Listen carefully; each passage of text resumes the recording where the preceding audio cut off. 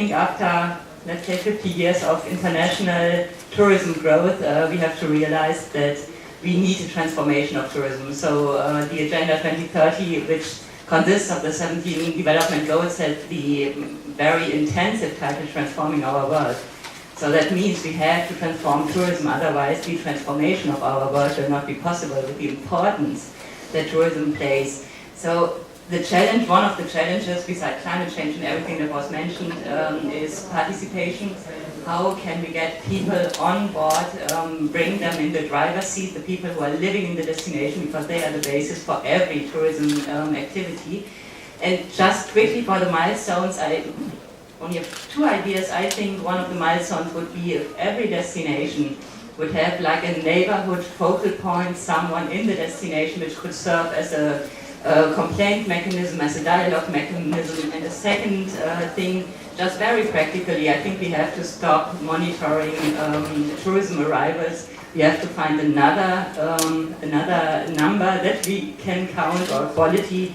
And one technical approach would be to measure the length of stay and to see if this is increasing, because the length of stay, the time that travelers spend in a destination, has a lot of effects on the well-being of the local communities and the also satisfaction with, of the local people with tourism. Thank you.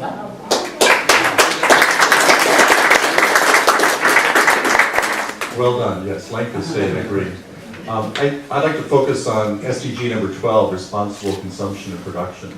GSTC has a role in that, and I think that that is one of the 2 areas where we face some of the biggest challenges, big picture. I want to mention the other one I have in mind, is that we talk about travel and tourism as one industry, one sector, but if you look at Oliver Hillel's comments earlier, he was talking about subsectors. You could argue that tourism industry is not one industry. Aviation is so different from rental cars, from hotels. So I think we have to be mindful of that at all times. We have different challenges and different solutions to all those different elements, whether we call it the subsectors or separate sectors, forget the language, whatever you call it, they're different. And so they have different challenges and they have different solutions. But I want to spend my remaining 1 minute or 2 talking about we cannot separate consumption and production when we talk about sustainable consumption and production. We tend to like to separate them somehow, and you cannot separate them. In the marketing of any kind of product, destination, whatever, good marketing includes some product placement that is an interplay of production and consumption. And I think we oversimplify the distinction between consumption and production. It all needs to be tied together. And people want to find solutions where we say, if we just work on the consumption side and push, educate, demand better, we have so much improvement to be made on the messaging of sustainable travel products. I think we have to admit, we have mostly failed in the travel industry to message sustainability. So let's admit failure, let's admit the challenge. We need a whole new language to speak about sustainability and really look at the research that has happened in other sectors. All sectors are struggling to sell green and sustainable, but we in travel industry, I don't think we've looked deep enough at that messaging. So we need to look at that on the consumption side. And the production side is waiting for more demand. But the production side is necessary. We need more supply to drive demand. We cannot separate them. So it's a complex topic, much more to say, but I'll stop there.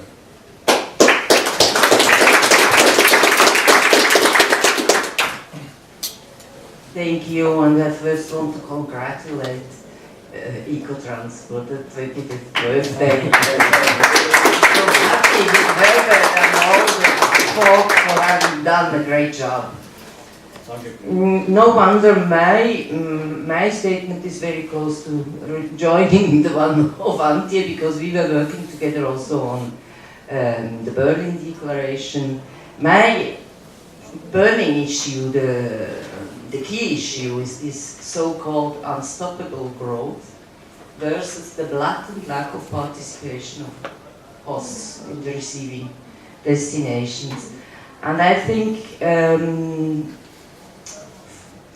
to get mobilized, I think we should have a closer look to the respect of human rights, of workers' rights, which are very fundamental. And for me, there is no such thing as sustainable tourism. This must be very clear. This is quoting Gianna Moscato and Laurie Murphy, their study. Tourism can contribute to sustainable development provided it is guided, designed for and measured against resource conservation, as we just heard, but also the well-being and the quality of life of the hosts who ultimately should profit from tourism.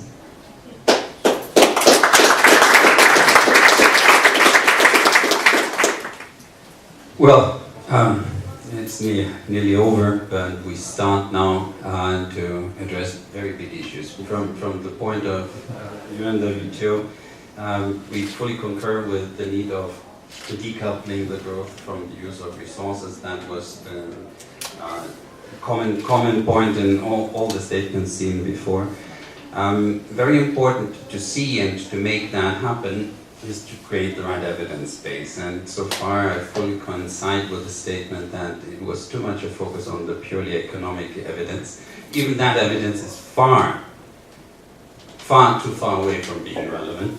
It's an ex post evidence we see in the tourism sector. We very much focus on the environmental sector, where we have a huge problem right now to produce matching data at a local level where management is actually happening in a relevant manner for the tourism sector. And we have very little evidence in the social cultural dimension, and the evidence produced over there is not helpful, necessarily helpful for the tourism sector. So here, it's a very strong focus for us in the smart destinations, in the way how new governance is taking place, evidence is used for the management of the tourism in those places.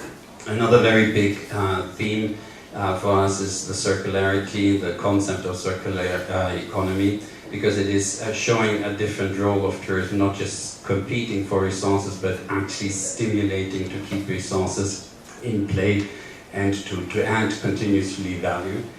And then the last thing I wanted to say, of having been in the SDG process involved and caution.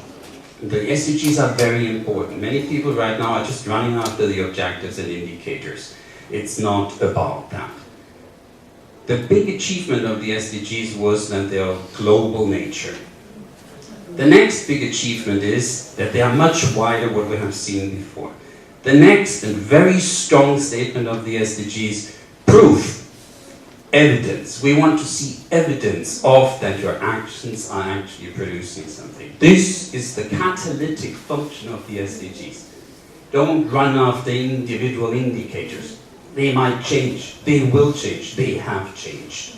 It is important to show responsibility, respect to the information, how it was produced, traditional information, but to embrace non-traditional data sources to achieve the overall objectives. That must be at the forefront of our thinking. Not throwing something overboard, but at the same time showing the responsibility and seeing how our world is changing around us and be relevant.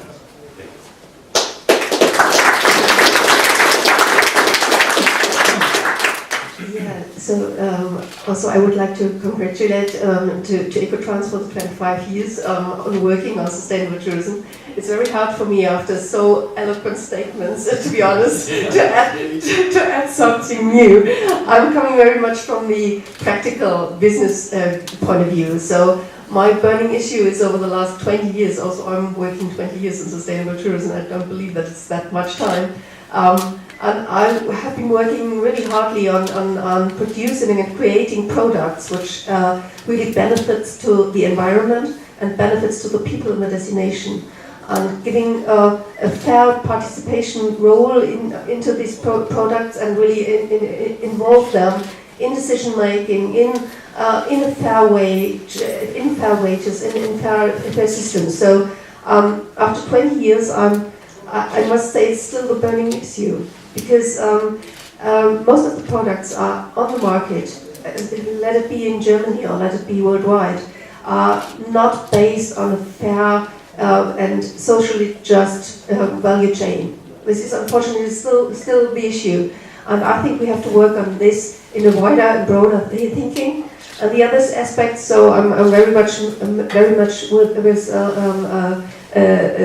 ready to say that the other side of this production is the consumption side. We are failing in convincing the people to really take action. What we did in the last 20 years is to raise awareness about sustainability. So everybody's talking about it, but nobody really is taking action. So we need to fill this behavior gap, starting by ourselves on the production side or on the working side, but also convince the customer to really take action and not only think that it should be done, but really do it.